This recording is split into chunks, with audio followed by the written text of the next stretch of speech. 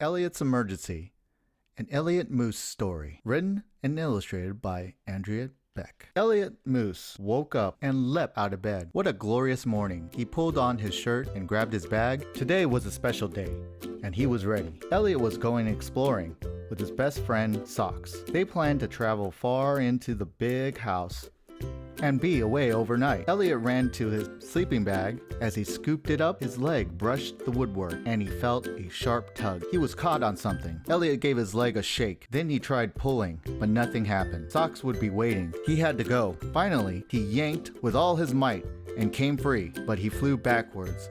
He heard a terrible ripping sound. Elliot looked down in horror. "Socks!" he shrieked. Socks raced over. She gasped. Elliot's fuzzy leg was open. "Are you okay?" she asked. "No," whimpered Elliot. Socks peered at the hole. "Let's see if you can walk," she suggested. Elliot bravely tried a few steps. He didn't feel any different. A bit drafty, perhaps. But when he looked down, he could see his stuffing. What if it all came out? For a moment, he imagined himself as just an empty shell of fur. Frantically, Elliot rummaged through his things. "Thank goodness," he said, holding up a shiny pin. "Now everything will be fine." Socks gently put the pin in place, but when she was done, there was still a little hole at the end of the tear. Elliot tried walking again. Then he noticed a long thread dangling from his leg, and one of the little holes was getting bigger. "Socks!" he cried. "I'm coming undone! Get help!" Socks scrambled upstairs. "Emergency!" she yelled. "Elliot's coming apart." Lionel was the first one down. He took a look and smiled. "Nothing to worry about," he said. "We'll fix you right up in no time. I've been saving this tape, and it'll do the trick." He began to wrap it around Elliot's leg. Elliot sighed with relief, but the tape was old, and the ends came unstuck. Even worse, it took some of Elliot's precious stuffing. "Oh dear," fretted Lionel. "That wasn't very useful." "No," said Elliot softly. "Wait for us! We know what to do in emergencies," called Paisley Bear and Amy as they tumbled down the stairs. They quickly examined Elliot's leg. "You need bandaging," they decided. "That's the answer." But their small roll of bandage wrapped only one leg. The other hole was still getting bigger.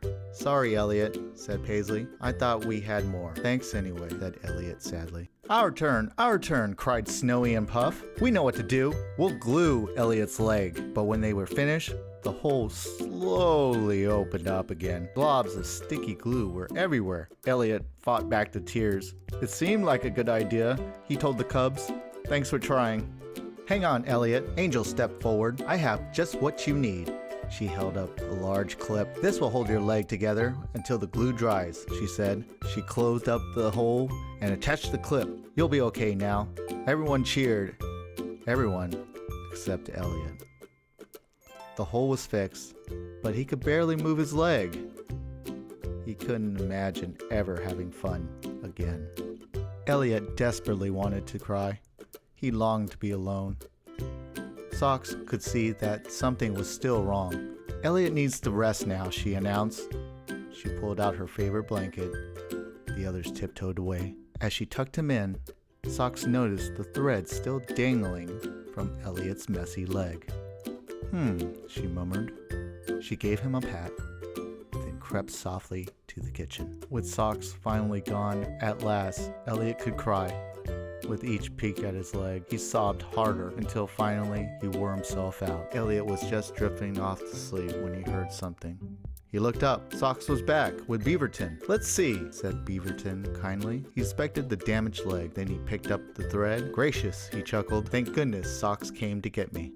"Hop on my tail," said Beaverton. "I'll give you a lift to my spot." "We'll take that stuff off. Won't I come apart?" asked Elliot. "Don't worry, I know how to fix things," Beaverton said proudly. In the kitchen, Beaverton dug through his cupboard and found a needle and thread. He undid the clip and sponged off the glue. He removed the bandage, the tape, and the pin. Then Beaverton carefully sewed Elliot's leg back together. And he showed Elliot how to sew too. "For next time," he said. Elliot jumped with relief and ran circles around Socks. He even did cartwheels. He checked his perfect leg again and again. And then he stopped and gave Beaverton a big hug. "Thank you," he said. "You're welcome," said Beaverton. Elliot turned to Socks. But before he could thank her, she grabbed his arm. "Come on, Elliot," she cheered. "Let's show the others." That night, Elliot snugged deep under his covers. He gave his leg one last pat and sighed contently. Elliot smiled. Tomorrow, he and Socks would go exploring. Good night, my Rylee. Sweet dreams. Hope you enjoyed the story. Sleep tight. Don't let the bed bugs bite. I'll see you later. Bye.